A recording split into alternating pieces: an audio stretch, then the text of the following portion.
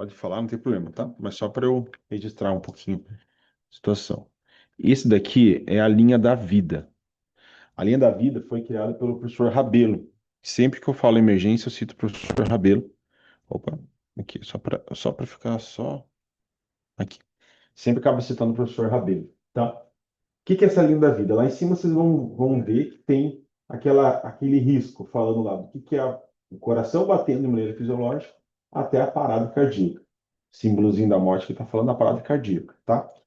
Quando para, tem mais coisas que a gente pode fazer. Aí é parte de emergência e reanimação, tá? Então tudo isso daqui é antes da parada, o que não necessariamente deixa de ser emergência, tá? Vocês veem lá no nosso banner lá na frente, tem as cores relacionadas à emergência. Paciente verde, amarelo, laranja e o paciente vermelho, tá? Então, esse quadro é uma forma de padronização para a gente poder dizer em que estado o paciente está, sem ser achismo.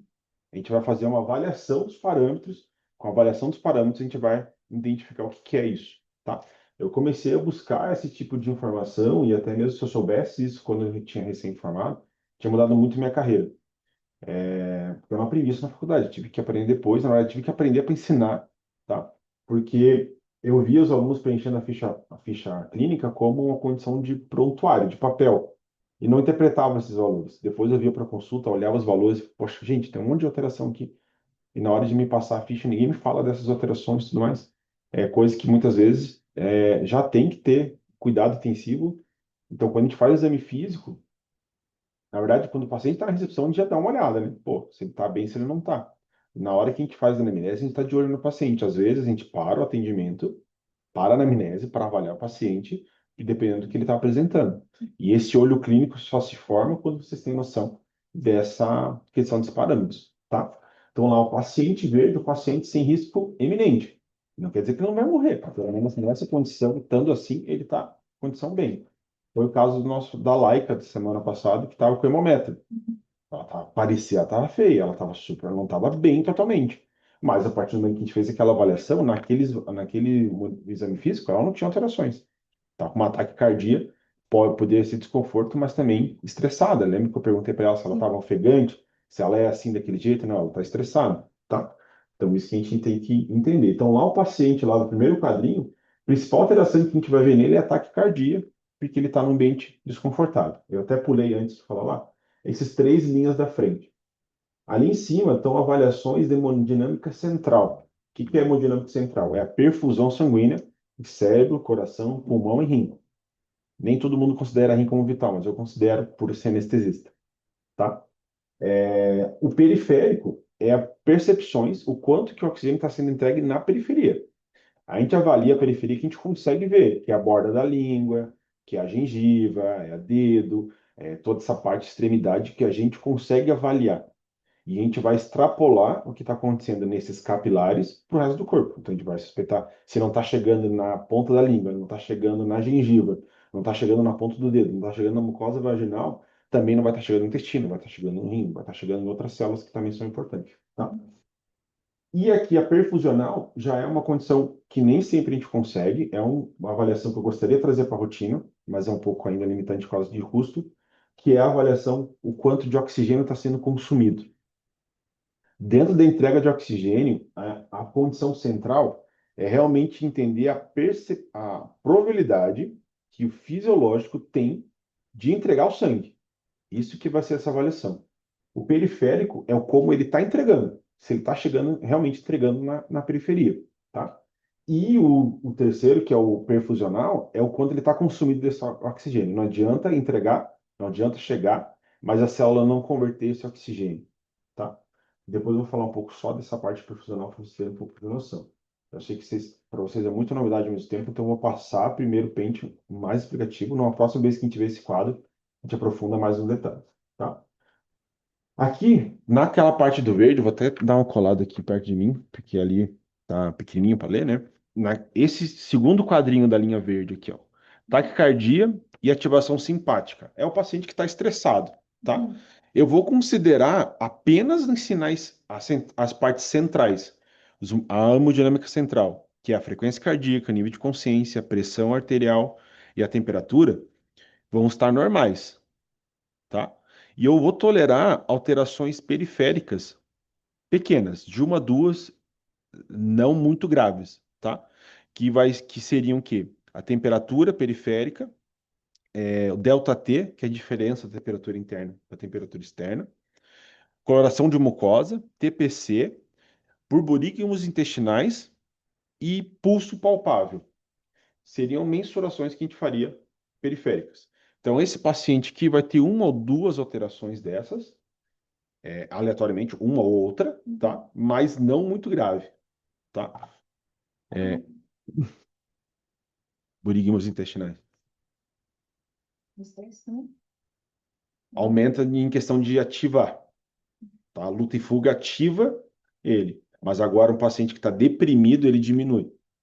Paciente que não está entregando oxigênio, intestino com menos oxigênio, trabalha menos, tá? Então, ter som intestinal é um sinal muito positivo de que ele está bem hidratado e está bem perfundido. Por isso que cavalo tem cólica. Primeira coisa que para o intestino e aí a gente não ouve descarga cólica.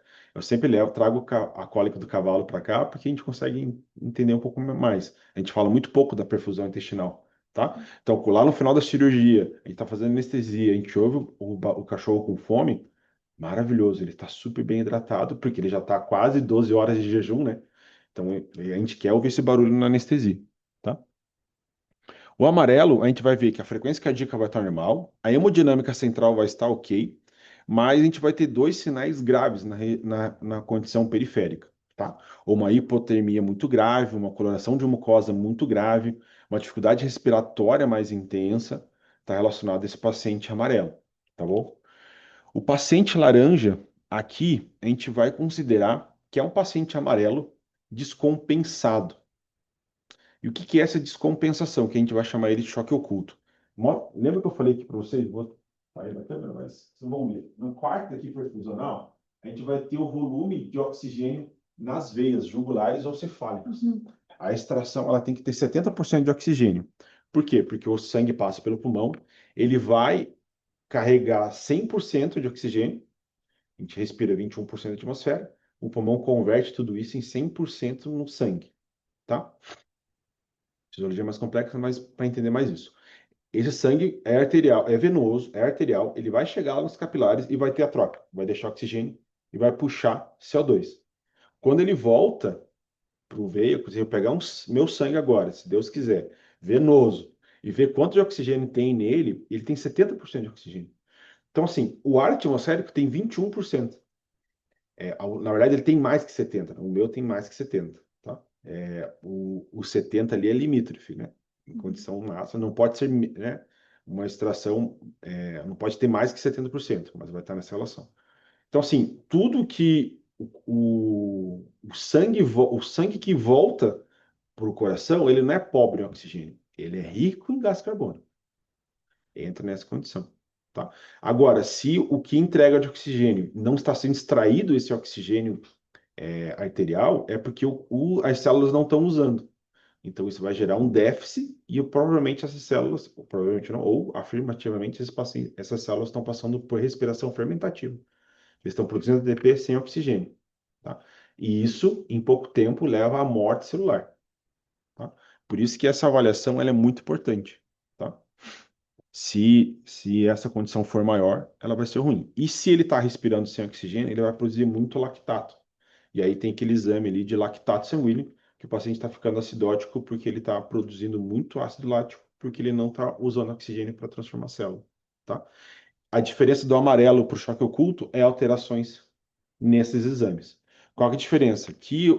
Para a gente saber o oxigênio da veia, eu tenho que fazer um exame que chama hemogasometria, que está em torno de 180, R$ 200, uma amostra. Então não é nossa rotina, tá? E do lactato tem um aparelhinho, a última vez que eu vi estava uns R$ 900, que ele parece o de glicemia. E cada fitinha está um custo de 25. Então daria para cobrar muito bem de 50 a R$ 90. Só que eu vou cobrar isso de qual? Dos pacientes amarelos. Então, assim, a gente não tem tanto atendimento de emergência, mas se a gente tivesse um plantão, todo paciente que chegasse e tivesse características de amarelo, eu teria que fazer o exame de lactato, o exame rápido de lactato. Aí eu vou saber quem que é amarelo e quem é laranja. É a única forma de saber, tá? A maioria dos lugares acontece, fica tratando o verde como tranquilo, não vê ele virar amarelo, não mensura lactato, de repente ele vira vermelho. Nossa, foi do nada. Não foi do nada, ele não foi monitorado, tá? Porque do verde para o amarelo para o laranja pode ser uma situação rápida devido no problema do paciente, tá? Problema respiratório obstrutivo. Ele pode evoluir muito rápido esse processo, dando um exemplo bem drástico, tá? Ali a gente vai ter um choque central clássico. Aí é o paciente que está chocado, tá? Que tem alterações graves em todos os parâmetros perfusionais. A maioria dos parâmetros perfusionais tem alterações graves, tá? É, pode ver que esse quadrado do meio é um vermelho mais vivo, tá? Se eu não tratar esse paciente ou tratar esse paciente de maneira incorreta, ele vai ficando vermelho mais escuro, tá vendo? É que o fisiológico dele está começando a falir. Quanto mais cedo eu tratar um paciente que entrou em choque, maior a chance de reverter o problema, tá? Se ele já chega para mim chocado, a tendência dele ser um choque, um vermelho mais escuro, acaba sendo maior do que um vermelho vivo. Essa é a ideia da coloração do painel, tá? E o azul é a hibernação termodependente. É uma forma do corpo se manter mais vivo, mesmo nas situações mais graves. Não quer dizer que todo paciente vai sair do choque e vai passar pela hibernação, tá? Ele pode sair do choque direto para a parada. Ele pode sair do choque oculto direto para a parada, tá? Mas alguns vão trilhar essa condição da hipotermia. O que está mantendo o paciente vivo é a temperatura baixa. Com a temperatura baixa, vai diminuir o metabolismo, diminui batimento cardíaco, diminui a necessidade de oxigênio. Então, se ele está entregando menos, não tem problema, porque ele está precisando de menos, tá? Então, todo esse processo faz o que o fisiológico trabalhe mais lento para tentar manter mais tempo vivo, tá? E esse é um pepino para a gente entender. Quando a gente atende o paciente que está em choque e gelado, a última coisa que a gente vai fazer com ele é aquecer. Porque o que está mantendo ele vivo é o fato de ele estar frio, tá? Então eu tenho que pegar um acesso venoso, eu tenho que começar a fazer fluidoterapia, tenho que começar a fazer vasoativo nele, que a gente vai ver depois na emergente, a gente vai falar um pouco sobre essa manobra. Vamos fazer fluido para ele, depois a gente vai começar a aquecer ele de dentro para fora. Se eu esquentar de fora para dentro, é um soro aquecido. Se eu esquentar de fora para dentro, ele vasodilata e vai mais rápido, tá? Se passar por tudo isso percebido ou não passar por tudo isso visto pela gente, ele vai evoluir para a parada. Aí, depois que tem a parada, nada disso importa.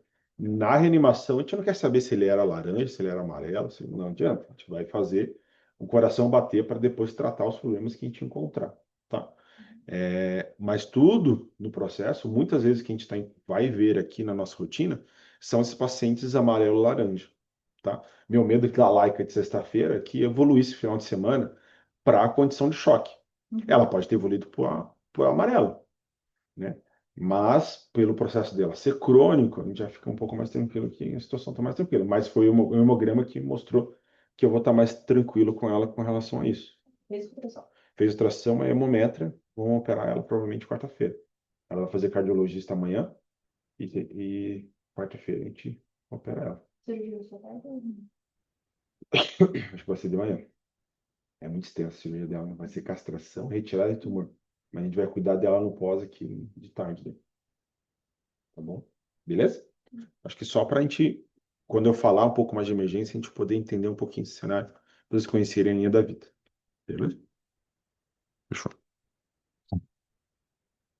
Se as fichas estiverem tudo certo, estão liberados, né? Não tiver nenhuma pendência, libero vocês nesse hoje, porque daí, nesses dias de treinamento a gente vai ficar até 5h30 em ponto. Beleza? É,